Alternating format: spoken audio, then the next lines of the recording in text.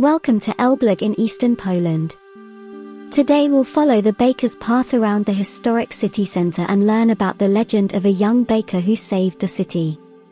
This is a fun and interesting way for you to explore this beautiful city's main sites and find out more about its rich past. I'll also take you on a little detour to show you some other significant Elblag sites along the way. So, let's get going. Here we are leaving the train station and heading into the historic city center. Now's a great time to download the Baker's Route mobile app, which will guide you and give information at each stop.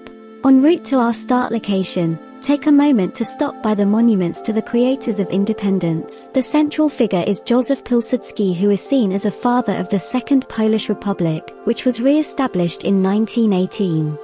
We begin our journey here at the town hall. Elblag was very badly damaged during World War II, and so many of the buildings have been recreated after 1945, including this one. Here the tourist information office is located, along with a small exhibit of items that show you what Elblag looked like in the past.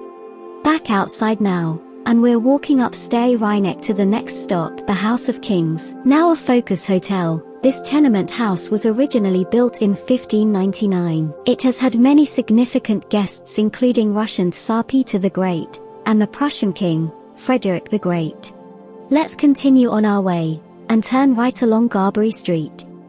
At the end is a house with one of the few facades that survived the war. Between 1590 and 1900, this house served as a hidden church for the Mennonite community. We're now going to take a bit of a detour from the Baker's Path. Close to our last stop is the post office building, which was built between 1885 and 1887.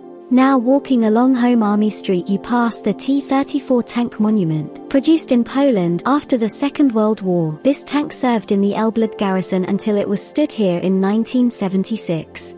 Continuing down the road, past the spatial sculpture by Andrzej Matuszewski, there is the beautiful and impressive city government office building. Further on is one of Elblag's many parks, Traugott Park. There is another walking route, called the Park Road, that you can take to enjoy all of Elblag's parks. In this park you can see this impressive papal cross, this small Greek Catholic church of St. John the Baptist, and the monument in tribute to the war invalids. Just across the road is the impressive brass monument of rebirth in Elblag. There are boards here explaining the history of the area, but you'll need Google Translate as they are all in Polish only. We now return back along Home Army Street until we reach this Renaissance-style school building. Built between 1873 and 1875, it has taught the children of Elblag ever since. A short walk along Major Street we're greeted by the Baker statue as we rejoin the Baker's Route walk at the Marketplace Gate. This is the last preserved part of the medieval city fortifications which date back to the 13th century. Close by is our next stop, the Church of the Holiest Virgin Mary. Also dating back to the 13th century, it was tragically burnt to the ground during the last war. Only having been restored in the 1960s, it is now an art gallery.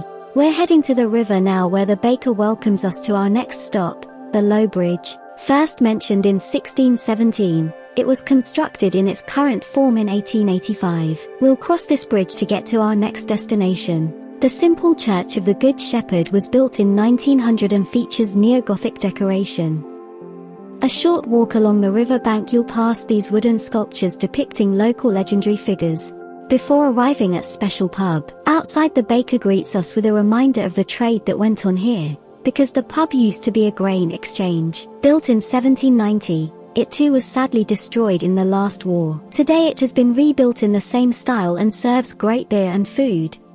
We cross the river again now on the High Bridge. First mentioned in 1322, the current bridge is representative of a design from 1925. You'll find the Baker here too, doing a little fishing. Next on our journey is this tenement building on Dutcher Street. Once a brewery, it is now the Municipal Museum. Like so many buildings in Elblag, this was destroyed in the last war, so what you see today is a rebuilt version from 2001.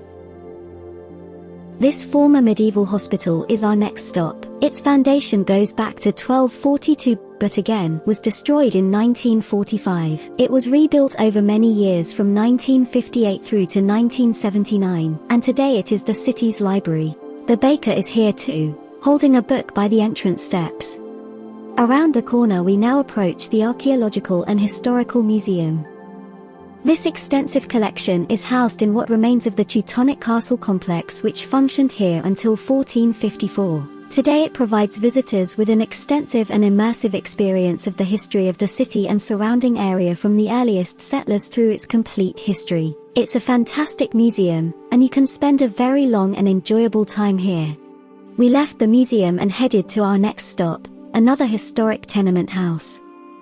This was a home to two kings, and many noblemen in the past, and its history can be traced back to 1598.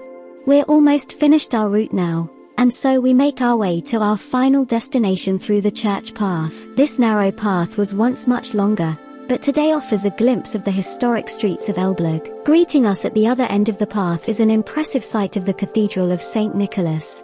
It dominates the main square, lined with many restaurants and bars. The cathedral's tower offers a viewing platform for visitors, and inside, it has simple, but impressive decor. We stopped now for some coffee, as the baker's route is now complete. Thank you for coming with us along the way, and I hope you enjoyed seeing some of the wonderful sights of Elblag. We really hope you check out Elblag yourself, and we're sure you'll find this charming and historic city a wonderful destination to visit. If you liked this video, please give it a thumbs up, and you can subscribe for more videos like this. I hope you'll come along with me as we explore our next destination.